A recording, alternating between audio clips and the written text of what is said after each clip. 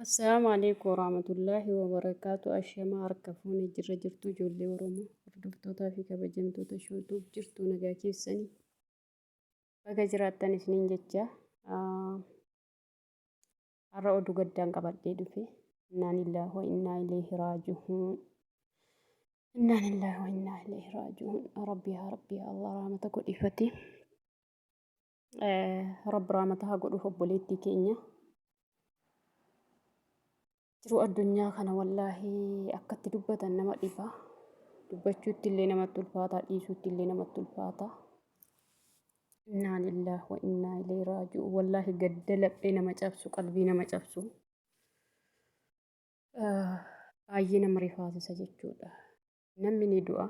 Namni gaafa dhalate du'e namni kamuu jechuudha. Akka duunu hundi keenyaan balaa dingataatiin duutiin namatti dhufuun qalbii namaa rifaasisa jechuudha. Innaa lillahi wa innaa ilaihi raaji'uun. Rabbi obboleettii keenya rahmata haa godhu. Rabbi marfiraa isheef haa godhu. Rabbiin badii ishee dhiifama haa godhuu fi Rabbi isheef haa araaramu. Wanti nu jechuu dandeenyu kana malee homaa biraa jechuu hin dandeenyu. Jiru addunyaa gabaabduu kanaaf wal jibbina jechuudha obboleeyyan kiyya.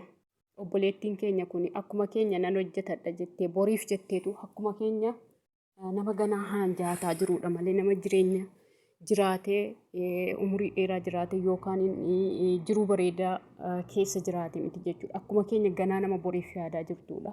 Ganaa umuriin isheellee dardara. Dhugaa qalbii nama cabsa jechuudha. Innaa lillahi wa innaa ilaihi raaji'uun. Kaleessa balaan tasaa ishee mudate jechuudha ga'uuni har'a gara akiraa seente jechuun kan dhaga'amu waan akkasiiti jechuudha. Lubbuu hangasitti nu biraa deemtuuf iyyuu obboleeyyan kiyya wal jibbina jechuudha. Piliis waliin jibbinaa wallaahi isinitti hima wal jaalladha hanga addunyaa kanarra jiraannu hin beeknu jechuudha.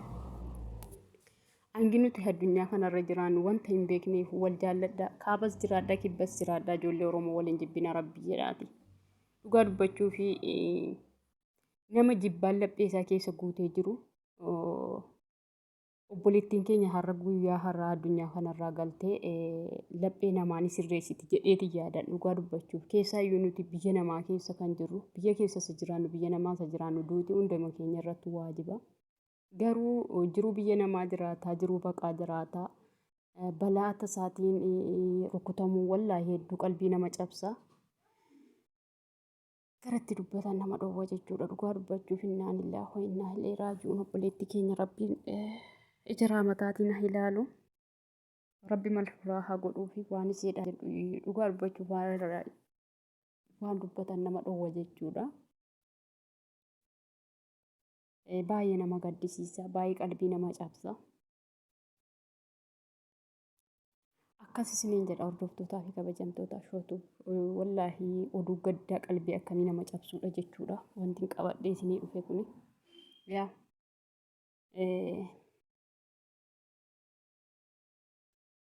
obboleettii keenya akka kana fuula ishee bareeddu jechuudha. Inni akiraatti ishee bareechuu addunyaa irratti miti. Kan addunyaa dhabde akiraa irratti rabbiin ishee haa tolchu. Rabbiin gammachuun ishee haa simatu inshaallah malee kan rahmataa gammachuun ishee haa simatu. Fuula ishee gaaziin balleessee balaa tasaatiin addunyaa kanarraa godaante. Kanuma ooltee fi bulteen keenya hin beekamneefuu addunyaa kanarratti wal jibbina jechuudha. Garuu dhugaa dubbachuu fi guutuu obboleettii keenya irraa nama jallataa akkamiyyuu ni qajeelcha jedheeti yaadan wallaahi ha'uuzu billaa.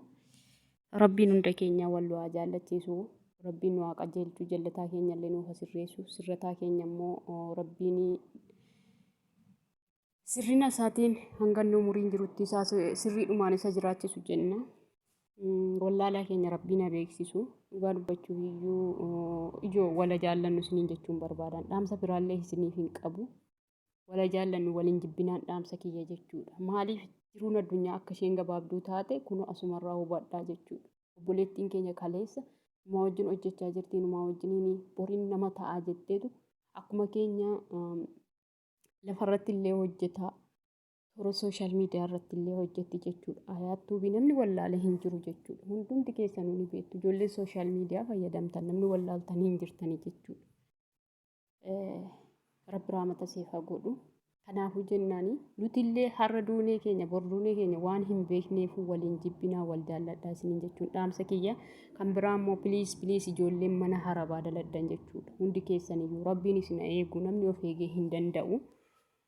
Keessaayyuu ijoolleen nyaata hojjechan jechuudha.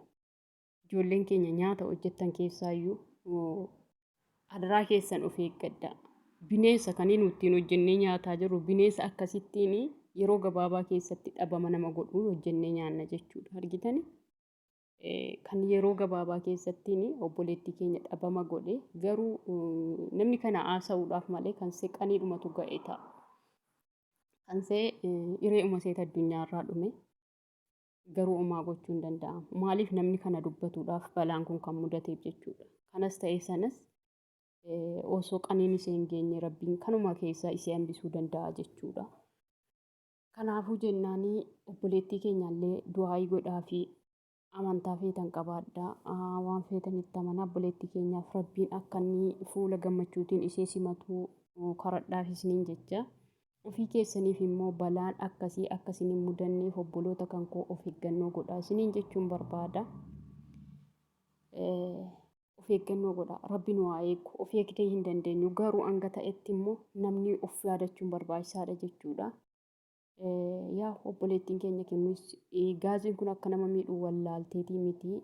Rabbumatu reesee godhe jechuudha. Rabbumatu gaafuma isheen dhalattu kanumaan dabarta isheedhaan jedhe kanumaan gara fuula koo dhufta jedhee isheemaaf qopheesse. Alaa kulli haalli rabbiin nu haa eegu hunda keenyayyuu balaa dingataarraa rabbi nu haa eegu.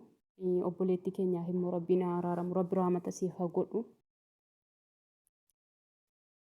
Rabbiin dandeettii qabu fuula isaatii ishee gammachiisu jedhaan akka kiyyatti. Kaleessa fayitu kadhanna har'a immoo maal jenna rahmataa kadhannaa fi kaleessa yaa rabbi siif fayyisiidhaaf kadhataa oolle jechuudha. Har'a immoo yaa rabbi fuula keetti toshii kadhanna jechuudha. Jiruun addunyaa akkas gabaabbatte jechuudha obboleeyyan kan koo qaqqaalii fi gaggaarii hangasuma jireenyuma hangasiitiif iyyuu waa xiqqoof jecha walitti mufanne waa xiqqoof jecha wal jibbina jechuudha. Laa ilaaha illallah muhammadan rasuulullah subhaanallah obboloota kan koo rabbummaan jaalala nu gidduu haa kaa'u. Jibbaa rabbi nu gidduu haa balleessu. Yoo namni jaallate illee waliin jibbu seexanumatu nama wasa malee wallaahi rabbiin seexana kan nurraa haayidu. Rabbiin jaalalaa fi gammachuun hanga jiraannutti wal waa jaallachiisu dhugaa dubbachuuf baay'ee nama gaddisiisa. Wallaahi laazim sila jechuudha yeroon hinduu obboleettii keenyaa kana dhaga hedduu tokko rifadhe ergasii wallaahi yoon qodaa qabullee jimsii kun na roqoma jechuudha. Wallaahi laazim maaliif namni durumaa du'aa hin beeku garuu jechuudha maali akkana rifaasise hedduu tokko rifadhe jechuudha. Wallaahi dhugaa dubbachuuf kaleessa yeroo isheen miidhamte jedhanni yaa rabbi fayyisiin jedhaa ture malee akka kana rifanne jechuudha. Wallaahi hedduu tokko rifadhe rabbiin beekaman rabbi naaf dhiisu yaa usiif rabbi rahmata haa godhu waan nama rifaasisuudhas immoo waan lubbuuti waan ta'eef yaa lubbuun dardaran jettu dulloomaan jettu daa'ima hin jettu hunduma fuutii duuti kun du'a jechuun abbaa wal qixxeessaati kan nama hin filanne jechuudha. Kan nama addaan hin qoonne jechuudha kanuma arge fuudha. Subhaanallah rabbiin obboleettii keenyaaf rahmata haa godhu. Wallaahi du'aayii godhaa fi boonyus galchuu hin dandeenyu. Rabbiin siif haa araaramu. Du'aayii godhaa fi hundi keessaniyyuu isiniin jechuun barbaada obboloota kan koo. Akkuma jirtanitti rabbiin isin atiissu rabbiin isin eeguu isiniin jecha warroonni maatii kiyya hin taane maatii naaf ta'a gara maatii kootitti dabalamaa isiniin jedha akkasumas warri maatii koo taatanii ulfaadha galatoomaa isiniin jedha. Hordoftoota kiyya qaqqaalii fi gaggaarii of eeggannoo godhaa rabbiin isin eegu baay'een isin jaalladha baay'een isin kabajaa obboleettii keenyaaf du'aayii godhaa isiniin jechuun barbaada. Rabbii wallaahi odduu gadda akkasii nu dhageessisin balaa akkasii wallaahi rabbiin kanumaan gahaa jedhee nurraa haa dhaabu. Inshaallah rabbumaan kanumaan nurraa haa dhaabu. Rabbi balaa dingataa nutti hin fidin obboleettii keenyaaf rabbi rahmata haa godhu rabbi siif haa araaramu. Innaa lillahi wa innaa ilayhi raaji'uun wallaahi qalbii nama cabsa. Wallaahi qalbii nama cabsa rabbiin egaa fuula isaatti si gammachiisu maa jechuun hin dandeenyu. Akkasii isiniin jedha galatooma.